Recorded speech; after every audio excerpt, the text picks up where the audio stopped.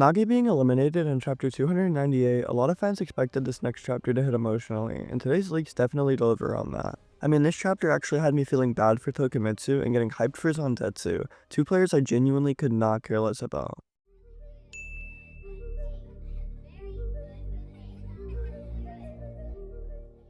What's going on, everyone? My name is Animasu, and today we're going to be taking a look at the Blue Lock Chapter 299 leaks, titled Blue Tears. If you enjoy staying up to date with Blue Lock or just want to support the channel, make sure to hit that subscribe button, drop a comment below with any video ideas or theories you have, and feel free to join my community Discord. It's all linked down below. With that said, let's get straight into these leaks, and thank you all so much for tuning in.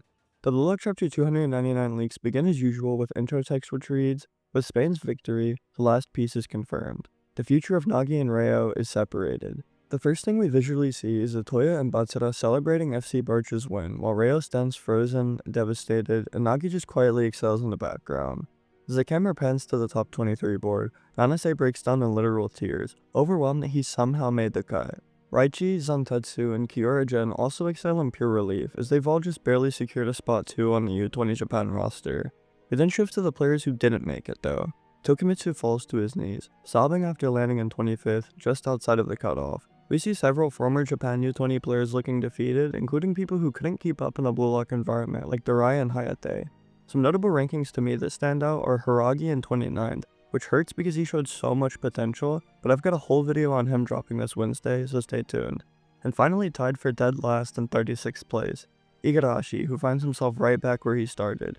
Igo then appears on screen without an ounce of sympathy, telling everyone who didn't make the top 23 that it's time to lock off. The gates for the losers even open up dramatically on the monitor, doubling down on how careless this man is for literal children's emotions. Then Isagi speaks up, asking the question on everyone's mind: how did Nagi not make it? Igo of course has the receipts and says that while Nagi had flashes of brilliance, the inconsistency was too large. The new Egoist League isn't just about clip farming highlight reels, it's about consistent quality that earns a relative salary. Just as Ego is about to close out, someone else speaks up: REO Mikage. In 4K and on every monitor, REO pleads for Ego to please recalculate Nagi's bid. He begs him to reconsider, calling this outcome a mistake, because someone like Nagi should never be locked off. While Nagi is seen slumped on the ground, silently picking at the grass, REO is pouring his heart out. He screams that Nagi is a genius, a once-in-a-generation talent, and no one else in the Blue Lock program could create the plays that he can when he's on fire. REO then makes one last plea for Ego to redo the numbers, and this actually gets Ego to respond. But in true Jinpachi fashion, he doesn't hold back. He coldly tells REO to shut his mouth and reminds him that Blue Lock isn't a nursery for soft-hearted dreamers. It's a laboratory for creating the world's best striker. Ego finally delivers a direct statement to Nagi himself, saying that his talent has already withered away. Ego elaborates on the nature of talent, stating that it's not merely about believing in one's abilities, but about proving them through consistent performance. He emphasizes that talent is ever-changing, influenced by one's environment, mental state, rivals, and goals. As he speaks, a hologram displays Nagi's 5-stage revolver goal, illustrating how external factors can momentarily elevate a player's capabilities.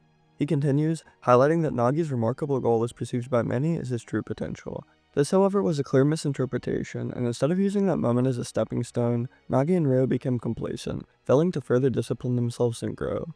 Ego points out that Nagi's greatest misstep was achieving his dream of surpassing Isagi. He suggests that it isn't fear or despair that causes the downfall of a genius, but satisfaction.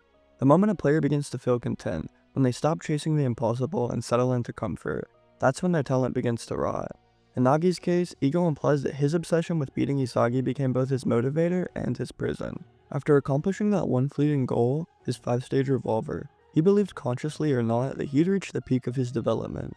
That moment, according to Ego, marked the beginning of his downfall, because once the hunger to improve disappeared, so did the fire that made Nagi special. In a striking double spread, Ego calls that goal a fluke, something created under temporary pressure rather than a result of consistent ability. The world saw that as Nagi's true form, and so did the Blue Lockers, and even worse, Nagi and REO began to believe it too. Rather than using that moment as fuel to revolve further, Nagi stopped hunting. He lost his instinct to chase something greater, to suffer through growth, and instead became full, satiated on one success. Ego harshly scolds him, saying that even if he failed over and over after that, continuing to fight would have been more meaningful. Instead, he plateaued. Ego's breakdown of Nagi's failure then shifts to REO, as he coldly blames the reunion as the ultimate final nail in the coffin. He accuses Nagi of surrendering his individuality, choosing dependency over evolution. In a harsh moment, Ego claims that Nagi's genius didn't die because of outside pressure, but because he rather chose to rely on REO as a crutch. And that choice, it cost him everything. As REO's face contorts with guilt and heartbreak, tears begins to spill. He's the embodiment of the chapter titled Blue Tears, representing both emotional devastation and the consequence of misplaced dreams. But Ego is not done. He continues, hammering home that Nagi's goal of beating Isagi was far too small-minded.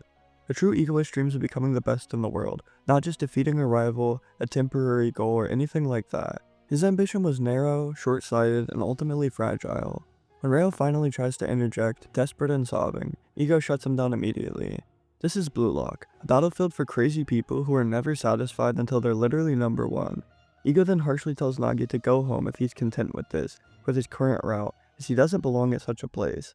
Through these sad pages, Nagi just says nothing. He stays curled in a slump, completely still and silent. REO is the only one begging, crying, and screaming, but Nagi, he's just kinda there, until the final page at least. As REO stands with his mouth covered, eyes filled with grief, a quiet voice finally calls out his name. Nagi lifts his head and says out his name, looking him straight into the eyes and seeing every bit of his tears. The chapter closes on this moment, accompanied by outro text which reads, "Our unfulfilled dream." In the midst of the end, Nagi speaks to REO. With that wrapping up the Blue Lock chapter 299 leaks, we'll return next week with the leaks for Blue Lock's 300th chapter, titled Innocent. It's unclear exactly what the title fully means yet, but with that final panel showing Nagi finally calling out to REO after sitting in silence for an entire emotional breakdown, I think we're finally about to see Nagi Seishiro's true inner world. His past and the reason he's so emotionally distant and always hiding behind laziness could finally be shown. Is this the beginning of Nagi's rebirth?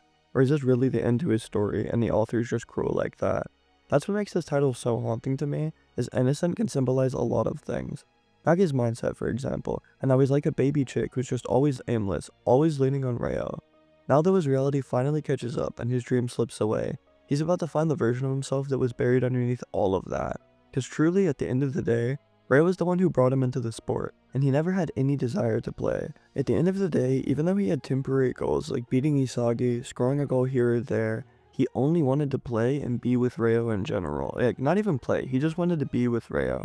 Overall though, today's chapter 299 just hit me really hard in the feels. It was genuinely depressing to see REO crying like that, again, and it's also really hard to see Nagi so empty and dead. I can't lie though, Ego was cooking. Everything he said hurt but was also very true. Nagi had one moment of success, and instead of fighting for more, he fell back into comfort.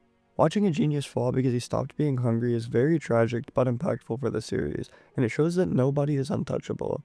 So let me know what y'all think. What does Innocent mean to you? Do you think Nagi's story should end here, or is it the perfect setup for his rebirth? Personally, I'd love to see a backstory or even a full breakdown on how he truly felt during the NEL, from isolating himself, losing to Isagi, to that fake sense of fulfillment. There's so much to dig into that maybe the episode side manga touches on all of this. Make sure to drop a comment below, hit that subscribe button if you haven't already, and check out the community Discord if you want to chat with other Blue Lock fans. Thank you all so much for tuning in, and I'll catch you all on tomorrow's upload.